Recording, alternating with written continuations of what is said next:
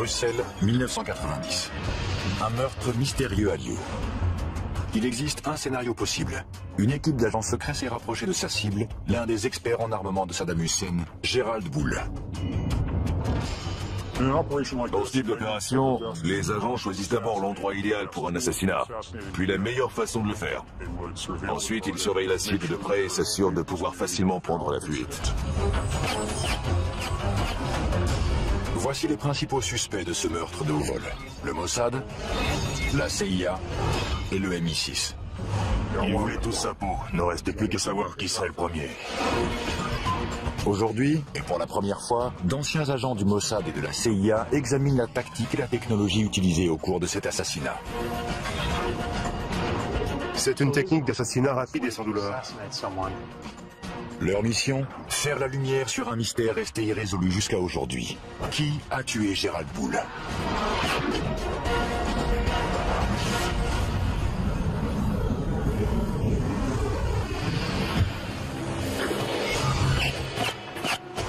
Un scientifique véreux, expert en armement, est abattu froidement. Les assassins disparaissent sans laisser de traces. Qui est derrière ce meurtre et quel est le mobile? Encore aujourd'hui, nous avons davantage de questions que de réponses quant au meurtre de Gerald Bull. 20 ans après les faits, une équipe d'ex-agents secrets israéliens et américains sort de l'ombre pour analyser ce crime et nous révéler un univers inconnu. Il y a une excellente scène du film La mémoire dans la peau, où le supérieur de Jason Bourne lui dit qu'il n'est pas simplement payé pour assassiner des gens, mais pour les assassiner et faire croire que quelqu'un d'autre est responsable. Ça fait partie du métier. C'est un univers de surveillance, de trahison et d'habileté technologique. Les missions sont organisées pendant plusieurs années et leur succès repose sur l'entraînement et l'instinct d'un agent sans visage et sans identité, l'agent secret. J'ai passé 13 ans au sein du Mossad. Pendant les 7 premières années, j'étais un combattant, c'est-à-dire un agent clandestin. Les actions d'un bon espion peuvent réellement changer le cours de l'histoire. L'espionnage est la deuxième profession la plus ancienne du monde et l'une des plus dangereuses. J'ai été un agent traitant de la CIA pendant de nombreuses années, travaillant en clandestin. Il n'existe pas d'immunité diplomatique pour ce genre de mission. C'est un peu comme un soldat qui se fait arrêter alors qu'il ne porte pas d'uniforme. La punition est bien plus sévère. Il existe une trace de ces dangers. 102 étoiles gravées sur le mur commémoratif du siège de la CIA à Langley. Chacune d'entre elles représente un agent qui a sacrifié sa vie. Le véritable risque d'un agent clandestin est d'être découvert. À terre! Plus vite! Ça peut devenir moche. Le risque est important et impossible à éviter. Les espions risquent leur vie chaque fois qu'ils entrent en territoire ennemi.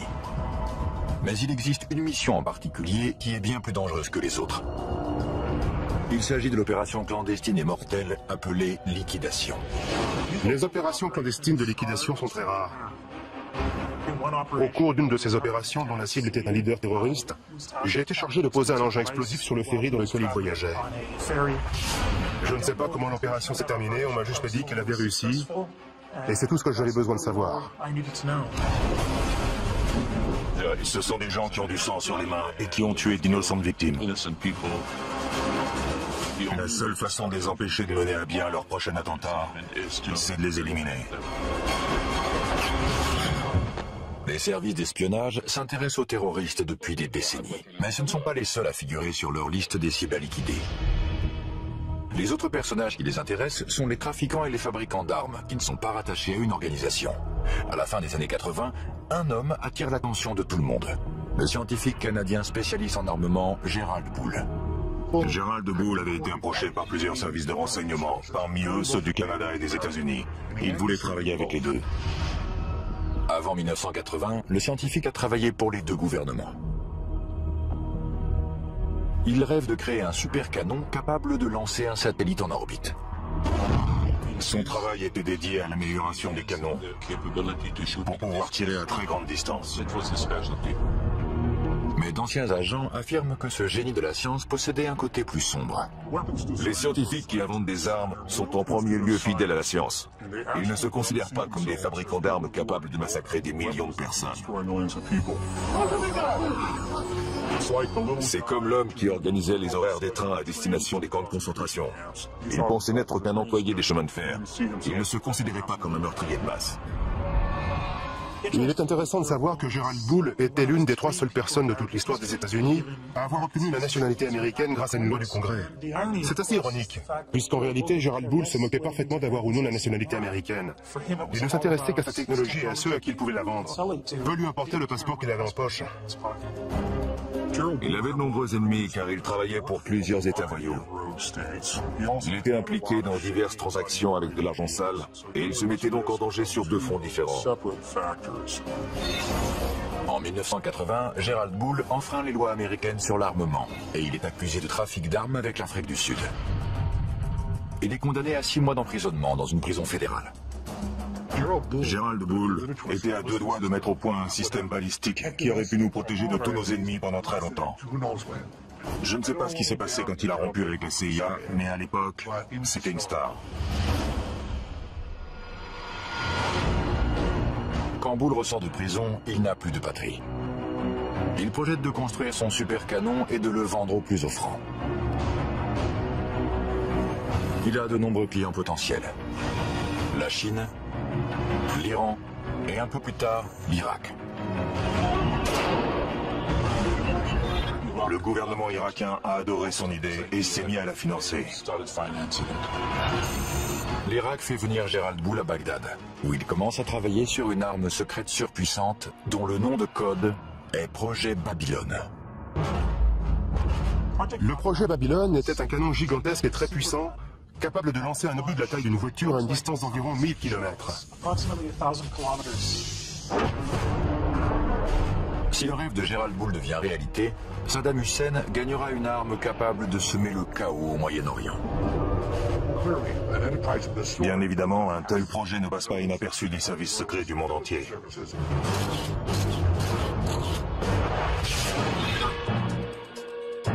La nouvelle du projet Babylone se répand au sein des différents services de renseignement de la planète, y compris les services secrets israéliens, le Mossad. L'Irak avait déjà menacé plusieurs fois d'entrer en guerre contre Israël. Le Mossad dédiait par conséquent énormément de temps et d'argent au recrutement d'officiers supérieurs de l'armée, de scientifiques et de membres du parti Baas.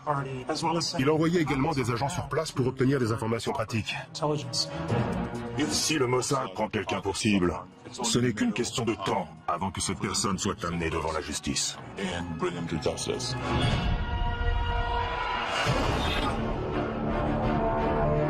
En Irak, Gerald Bull est très bien protégé.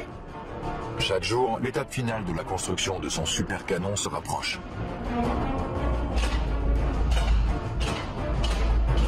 Le Moyen-Orient est une véritable poudrière, et Gerald Bull est sur le point d'y mettre le feu.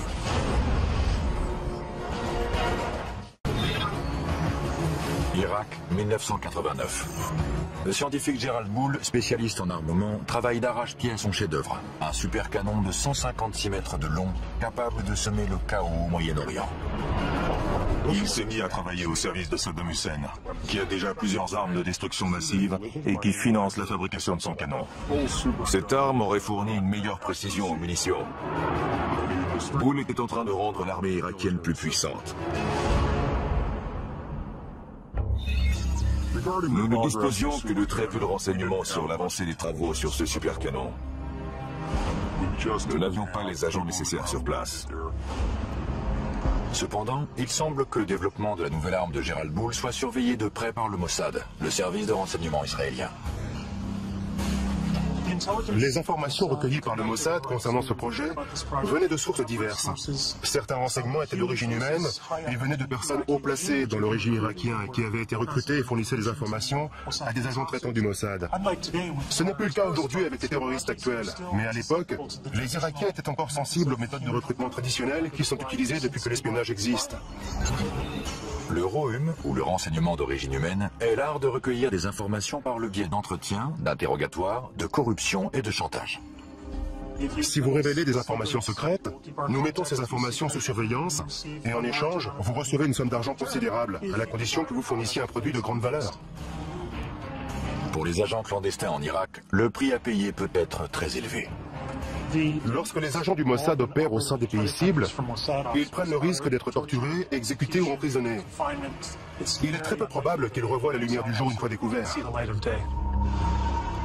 Le pire cauchemar des espions, c'est un séjour dans la chambre des horreurs, où l'on procède à l'arrachage des ongles. Il faut éviter cet endroit à tout prix. Car c'est là qu'on vous arrache les ongles. Vous êtes complètement épuisé et on vous attaque de toutes les façons. Vous subissez une torture psychologique. On essaie de vous humilier et surtout de vous faire craquer. Mais bien sûr, certains d'entre nous possèdent une force qui leur permet de résister. Pour éviter la chambre des horreurs, un espion doit toujours avoir des yeux derrière la tête, même s'il ne quitte jamais sa cible du regard. Lorsqu'on met en place une opération de surveillance, il ne faut jamais oublier que l'ennemi va utiliser des techniques de contre-surveillance. Prendre des photos d'un sujet est un acte agressif qui éveille les soupçons. Une grande partie de notre information est dédiée à la photographie clandestine. Et c'est l'un des éléments essentiels du métier que tout espion se doit de maîtriser.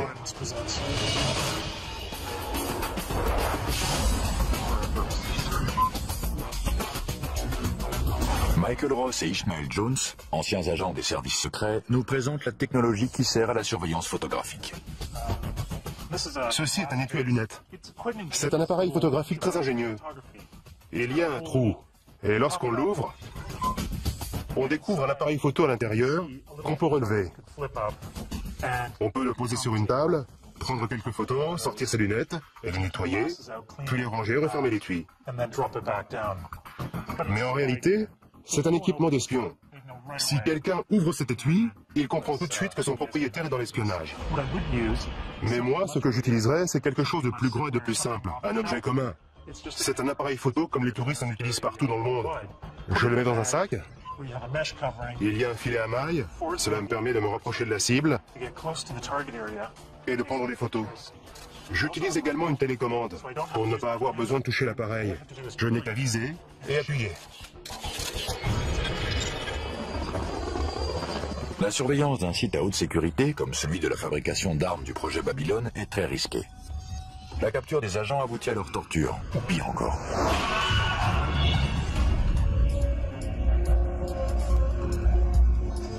Il ne faut pas qu'on puisse nous repérer en train de prendre des photos depuis un véhicule. C'est tellement facile de se faire tuer dans un pays cible. L'une des techniques qu'on peut utiliser, c'est celle de la boîte de mouchoirs. On laisse quelques mouchoirs à l'intérieur et on y place l'appareil photo. Puis on l'installe sur le tableau de bord comme ça. Je choisis la position idéale pour pouvoir prendre des photos des cibles que je veux immortaliser. Et voilà, je suis juste assis dans ma camionnette, les mains sur le volant. Je n'utilise même pas l'appareil. Jabal Amrin en Irak, 1989. Gerald Bull teste une version réduite de son supercanon, le Mini Babylone.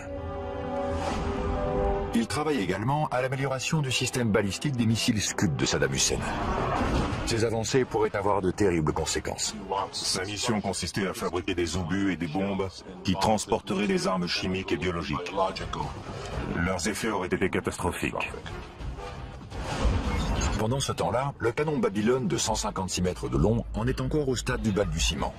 Le nom de code du projet est PC2, pour complexe chimique numéro 2.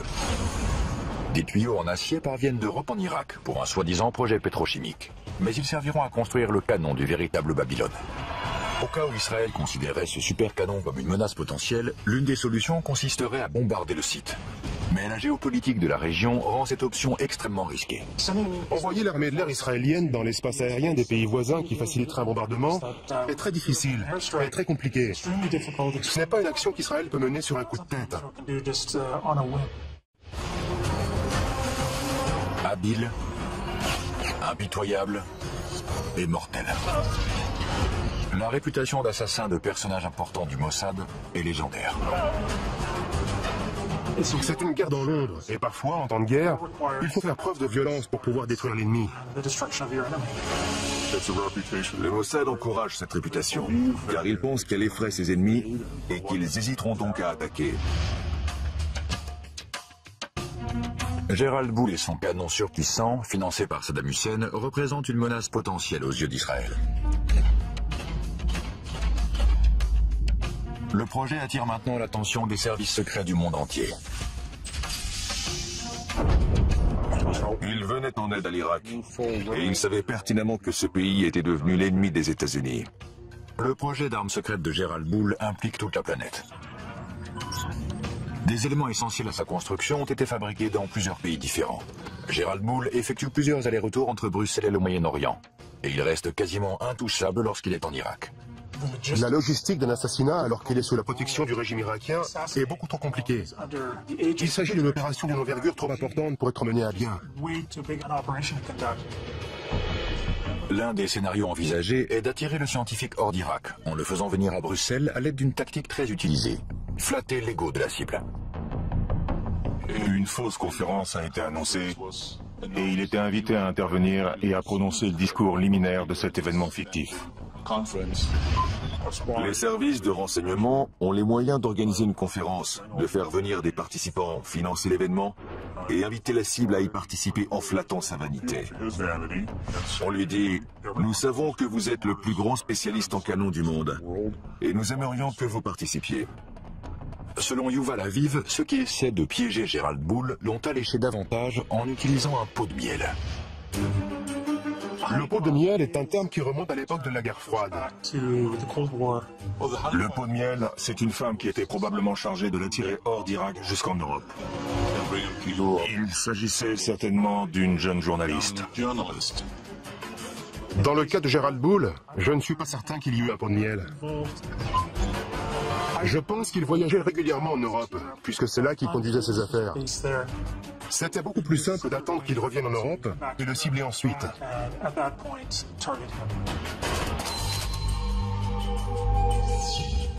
Que ce soit pour assister à une conférence fictive, pour retrouver une femme séduisante ou tout simplement pour gérer ses affaires, Gérald Bull rentre chez lui à Bruxelles. Selon certaines sources belges, il n'est pas seul. Un ou plusieurs services de renseignement maintiennent une surveillance constante. L'équipe de surveillance doit être dynamique et souple pour pouvoir suivre la cible dans n'importe quelle situation. Le plus important, c'est d'être capable de découvrir où le sujet habite, quelles sont ses habitudes et quels endroits il fréquente. En 1990, la technologie n'était pas aussi développée qu'aujourd'hui. Il y avait certainement des agents qui le surveillaient directement en le suivant et en essayant de maintenir autant de distance possible entre eux pour éviter d'être repérés.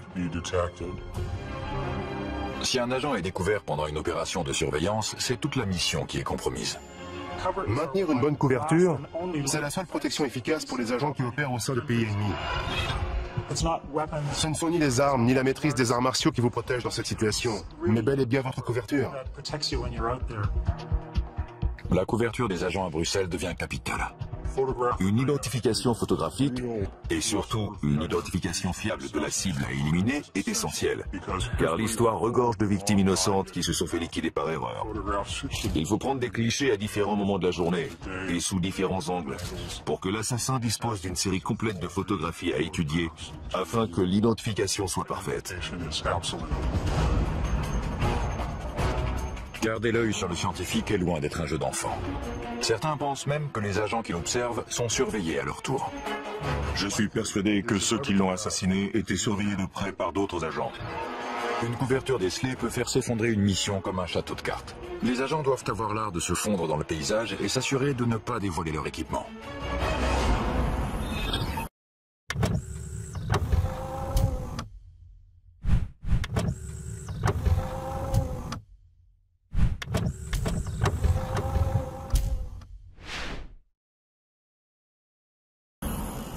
Celui-ci peut se transformer en... Michael Ross, ancien agent du Mossad, et Ishmael Jones, ancien agent de la CIA, nous expliquent les dangers de l'utilisation de matériel d'espionnage. Que se passe-t-il si vous êtes découvert avec cet équipement? Si vous avez en votre possession ce type de matériel pendant un interrogatoire, on vous envoie immédiatement à la chambre des horreurs. C'est la preuve que vous êtes un espion. Si vous utilisez ce type d'objet, c'est que votre quartier général vous a confié une mission d'espionnage et les raisons pour lesquelles vous pourriez avoir besoin d'un tel équipement sont plus qu'évidentes. C'est ça qui me plaît dans cet objet. Il est ce qu'il est. Il n'est pas camouflé. Il ne reste plus qu'à sortir l'antenne, relever les sécurités Et une fois la lumière allumée, si j'appuie sur ce bouton, Boum. quelque chose va exploser quelque part. D'un autre côté, il existe ces appareils de communication qui sont très intéressants et de très bonne qualité. Si on ouvre cet étui à cigarette, on découvre l'appareil qui permet de communiquer. C'est formidable. Plusieurs de ces objets servent à communiquer. Ceci est en réalité l'ancêtre du téléphone portable. Ce côté devient un micro une fois retourné et mis en contact avec l'intérieur.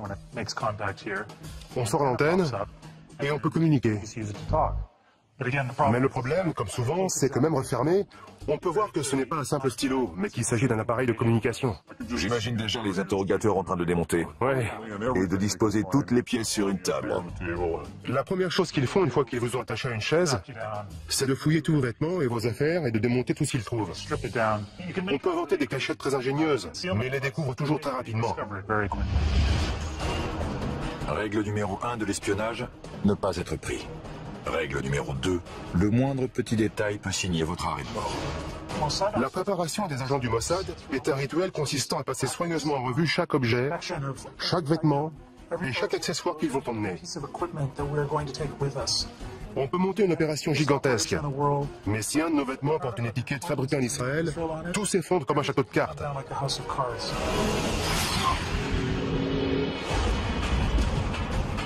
C'est l'hiver en cette année 1989 à Bruxelles. Cachée quelque part dans la ville, une équipe d'agents secrets met probablement au point un plan pour éliminer leur cible. L'étau se resserre autour de Gérald Bull. Mars 1990. Gérald Bull est de retour à Bruxelles. Il est probablement suivi. Pourquoi ? À cause du programme de développement de missiles de Saddam Hussein et d'un super canon top secret dont le nom de code est Projet Babylone. Il s'agit d'une arme dont la portée devrait atteindre 1000 km. Le rayon qu'il traçait depuis Bagdad couvrait la totalité du Moyen-Orient. C'était l'arme et l'engin balistique les plus incroyables qui aient jamais existé. À quelques mois de l'invasion du Koweït, la machine de guerre irakienne se met en marche. La version miniature du supercanon de Gérald Bull, le mini Babylone, a déjà été testée. À ce moment-là, tous les services de renseignement du monde sont au courant de ce qui se passe et le surveillent de très près. L'un des partis qui souhaite ardemment qu'Hussein n'ait jamais ce canon sont les Iraniens. En plus des Iraniens, le Mossad est de la partie. La CIA également, puisqu'elle sait exactement de quoi Gérald Bull est capable. Il a travaillé pour eux auparavant. Une série d'avertissements tente de convaincre le scientifique de cesser immédiatement son travail sur le projet Babylone. Gérald Bull pense que des cambrioleurs se sont introduits plusieurs fois chez lui. Ces cambriolages envoient un message très clair. Laissez tomber le projet Babylone, sinon... Un autre scénario possible est une tentative audacieuse de la part des agents secrets pour garder un œil sur les communications de Gérald Bull, en utilisant le ROM, ou renseignement d'origine électromagnétique. Il s'agit de l'interception de tout type de communication utilisant les ondes. Les conversations téléphoniques, les fax ou les téléx. En résumé, tout ce qui peut être envoyé électroniquement est la cible du ROM. La CIA utilise depuis très longtemps ce type d'opération technique, qui consiste à installer des micros, des dispositifs d'écoute et de surveillance d'appels téléphoniques. Donc, elle est toute désignée pour mener ce genre d'opération de surveillance, et particulièrement la surveillance électronique de la cible.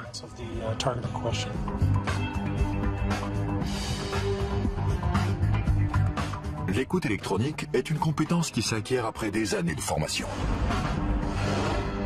L'ancien agent de la CIA, Ishmael Jones, nous dévoile l'univers des micros et des transmetteurs cachés. Ces appareils de surveillance électronique permettent d'en apprendre davantage sur les cibles.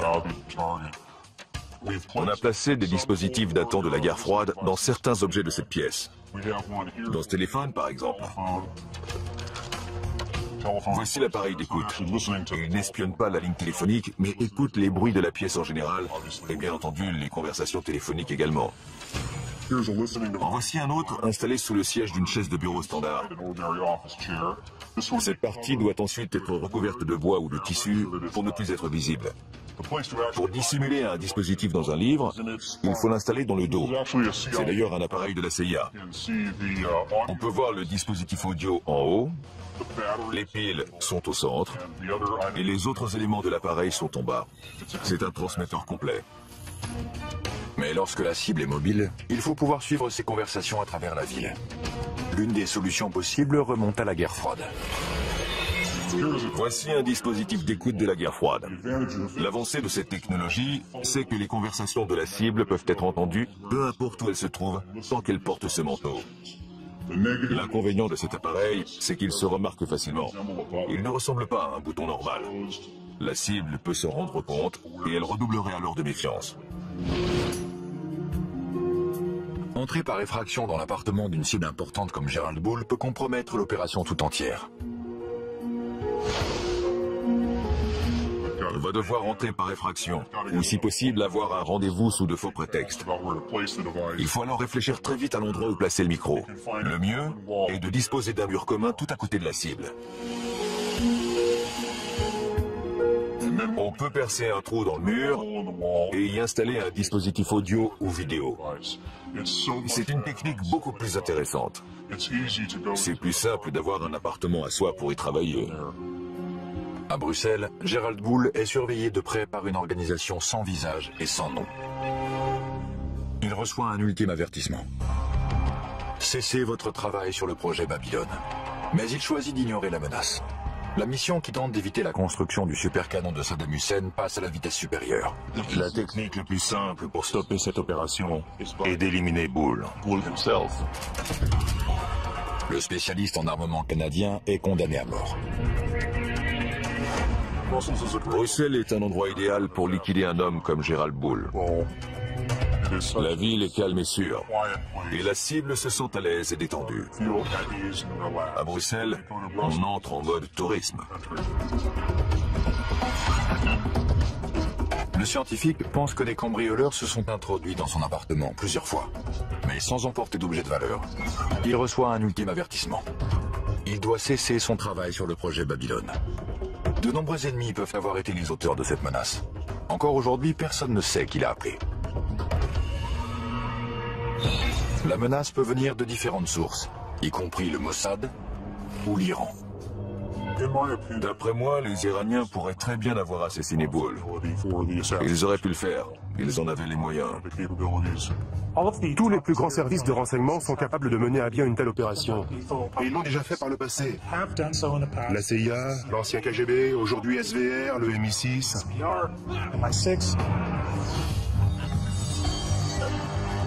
Qui était capable d'assassiner Gerald Bull? Tout d'abord le Mossad, puis le MI6. Les services secrets britanniques, le MI6, auraient utilisé des membres des forces spéciales, le SAS, pour retrouver des agents d'Al-Qaïda. Leur devise est « Qui ose gagne ». Ils sont très efficaces et professionnels. Ils utilisent certaines des techniques et certains équipements que les Israéliens et le KGB emploient. Et ils font sans aucun doute partie des meilleurs. Le Mossad possède sa propre branche de liquidation, le Kidon. Le mot Kidon peut signifier, selon le contexte, javelot ou baïonnette. C'est une sous-division du Mossad chargée de la surveillance de cibles terroristes et d'opérations clandestines d'assassinat. Si ça s'avère nécessaire. Si le Kidon est après vous, ils vont vous avoir. Il n'y a aucun endroit sur Terre où leur échapper. Vos jours sont comptés.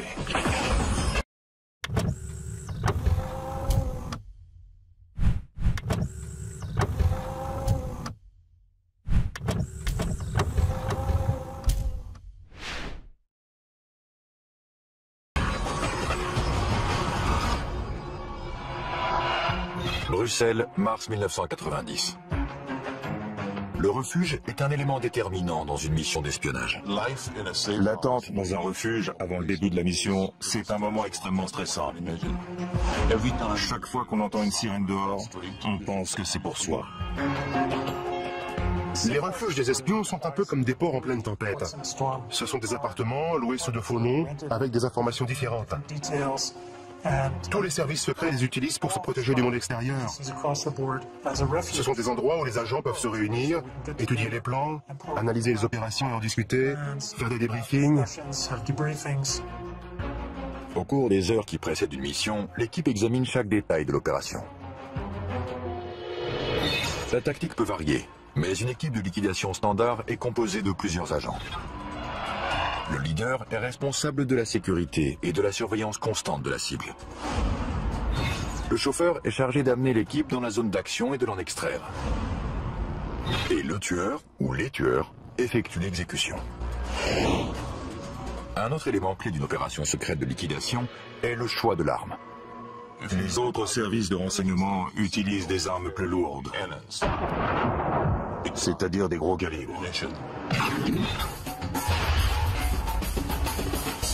Mais le Mossad a décidé que la précision est prioritaire. Nous sommes au stand de tir d'Angeles. L'ancien agent du Mossad Michael Ross et le spécialiste en armes à feu Mike Cristano procèdent à une analyse balistique d'un assassinat. La première marque est celle du tir du 9 mm. Elle a traversé le jet de part en part.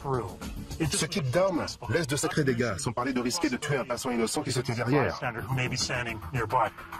Le gel balistique a la même densité que les tissus musculaires humains semi-tendus. Il permet de fixer l'empreinte balistique d'une arme. Le calibre 22 est plus intéressant, car il fait ce qu'un assassin veut, c'est-à-dire pénétrer, pas trop profondément, et exercer toute son énergie dans le corps, le crâne, ou n'importe quel autre endroit atteint. Son énergie n'est pas projetée vers l'extérieur en laissant d'énormes dégâts, quelque chose de très visible. Lorsqu'il s'agit de liquider une cible, il vaut mieux choisir la discrétion.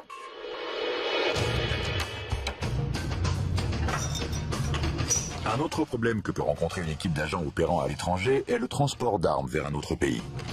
En Europe, on peut facilement se procurer une arme sportive, même si la loi sur la possession d'armes est très stricte. On retire le canon. Il faut ensuite le scier à cet endroit et le remplacer par la suite.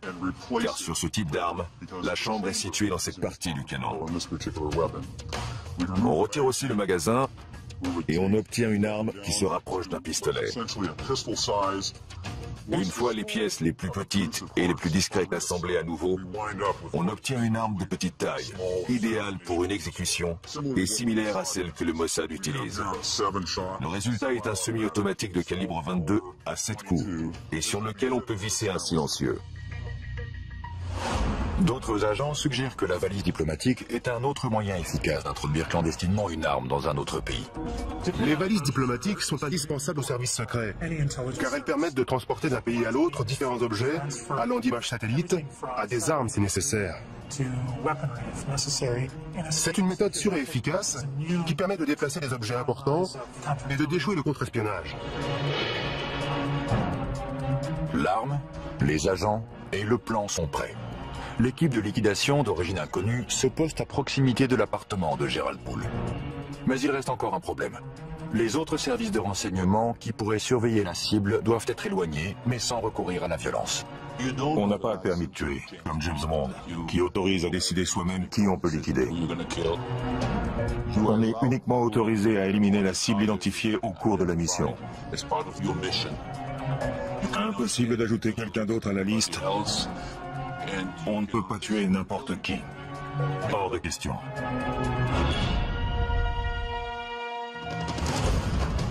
Dans le cas de Bull, s'il était suivi par un troisième pays, la meilleure solution était de distraire l'équipe de surveillance pour l'éloigner.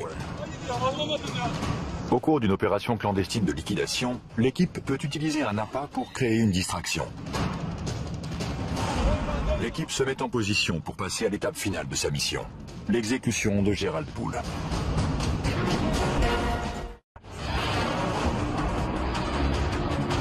À la veille de la guerre du Golfe, Saddam Hussein a rassemblé un arsenal d'armes de longue portée.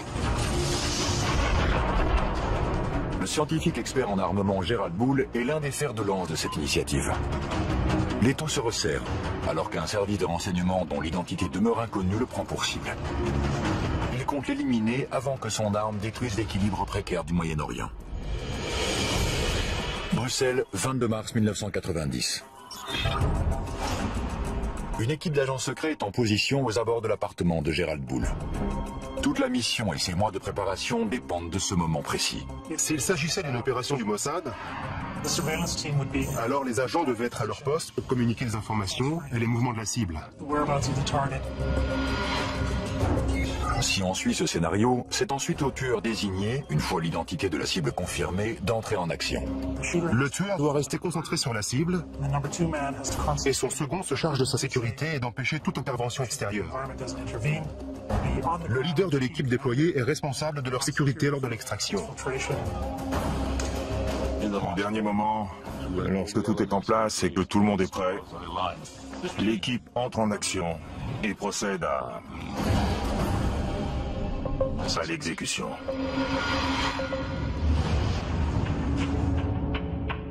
Le niveau de stress est élevé, bien évidemment. On entend le bruit d'une clé qu'on glisse dans la serrure, puis la porte qui s'ouvre et on prie pour que ce soit notre cible et non quelqu'un d'autre. Puis la cible se trouve juste devant nous et c'est là qu'il faut vous en occuper. Et avant que la cible meure, on s'assure qu'elle sait pourquoi on est là. On lui pose la question, vous savez pourquoi je suis là? Et on peut voir sa peur sur son visage, car elle sait pourquoi on est là.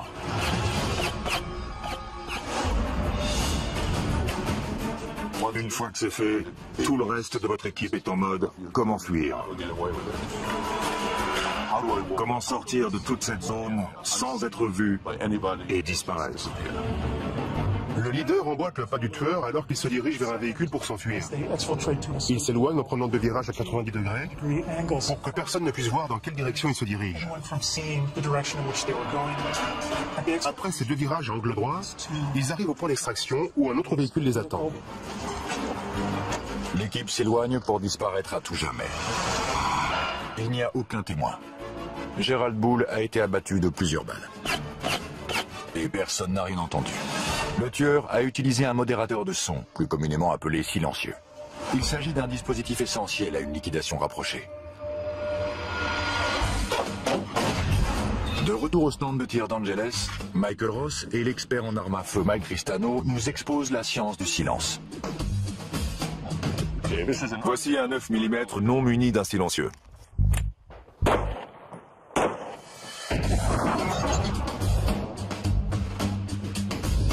On ne peut pas dire que ce soit une arme silencieuse. Non, absolument pas. L'arme de prédilection du Mossad pour les exécutions est un pistolet de calibre 22 équipé d'un silencieux. Le principe d'un modérateur ou silencieux est assez simple. On le place sur la bouche du canon d'une arme à feu. Le mécanisme interne est une série de rondelles qui piègent les gaz libérés lors d'un tir. Le bruit est émis lorsque le percuteur heurte la balle, qui est ainsi projetée hors du canon. Si on parvient à étouffer ce bruit, à dissiper ces gaz avant que la balle ne sorte du canon, le tir devient très silencieux. Un silencieux peut réduire le niveau sonore d'un coup de feu de 30 décibels. Un autre avantage du silencieux est qu'il améliore la précision du tir. Le canon est rallongé, le tir est donc un peu plus précis. C'est le même principe qu'avec un fusil. Il est plus précis parce que le canon est plus long. Comme vous le voyez, les impacts sont relativement groupés. Je crois qu'on peut dire qu'il est mort. Grâce à leur technologie et à leur habileté, les assassins de Gerald Bull ont pu s'échapper sans être repérés. Mais le mystère reste entier. Qui a appuyé sur la détente? La probabilité qu'un service de renseignement étranger soit responsable de l'assassinat est grande. Le premier qui vient à l'esprit est le Mossad. Il est bien connu que le Mossad procède à des liquidations. Il existe une autre possibilité. Le tueur est peut-être un agent d'un autre service secret travaillant en collaboration avec le Mossad. La seule organisation qui pourrait collaborer avec le Mossad est le MI6 britannique. Le Mossad n'a jamais collaboré avec d'autres services par peur que l'autre organisation ne soit pas à la hauteur, qu'il y ait trop de paperasserie et que toute la mission soit ralentie. Mais ils ont collaboré à de nombreuses reprises avec le MI6. Et avec succès. De nombreux spécialistes sont persuadés que les responsables sont des agents du Mossad. Mais le résultat des analyses balistiques ne correspond pas à leur mode opératoire. Un pistolet calibre 22 avec silencieux. L'élément intéressant dans cette affaire est que Gerald Bull a été assassiné avec une arme de gros calibre. La scène a donc dû être très sanglante et je pense que cela indique que le tueur n'était pas un professionnel. Mais il existe bien entendu la possibilité que les tueurs aient choisi de faire croire que quelqu'un d'autre, nettement moins professionnel, était responsable du meurtre. Un troisième scénario pointe du doigt une autre organisation qui aurait été postée devant l'appartement de Gerald Bull avant l'assassinat. Les Iraniens. Les Iraniens figurent en bonne place sur la liste des suspects potentiels, au vu du simple fait que toute arme développée par l'Irak pourrait être utilisée contre eux. L'Iran a des agents, mais ceux-ci ne maîtrisent pas la sophistication déployée dans cette liquidation. La CIA est un autre suspect potentiel de l'assassinat de Gerald Bull. Gerald Bull constituait une menace suprême. Et je pense que l'agence aurait fait appel à un allié qui utilisait des méthodes de liquidation. Je ne pense pas que la CIA puisse être impliquée dans un assassinat. Mais il est possible que l'un de ses responsables ait mentionné que Gerald Bull était un problème et qu'il faudrait qu'il soit éliminé. Parfois, ce qui favorise l'action est de se taire alors qu'on sait ce qui se passe. L'univers de l'espionnage est souvent comparé à un palais des glaces. La réalité n'est jamais vraiment ce qu'elle semble être. Le mystère qui entoure la mort de Gerald Bull reste entier. L'identité de l'assassin reste inconnue. Est-ce que certains services de renseignement étaient au courant de l'exécution? Et si oui, combien? Une seule chose reste certaine. Quelqu'un a violemment mis un terme à la vie de ce brillant scientifique. L'enquête sur la mort de Gerald Bull n'a pas été très approfondie. Il semble y avoir davantage de pays satisfaits par sa disparition que de nations qui s'inquiètent du fait qu'il ait été assassiné à Bruxelles. L'exécution de Gerald Bull a été un grand succès, car lorsqu'il est mort, le projet du canon est mort avec lui.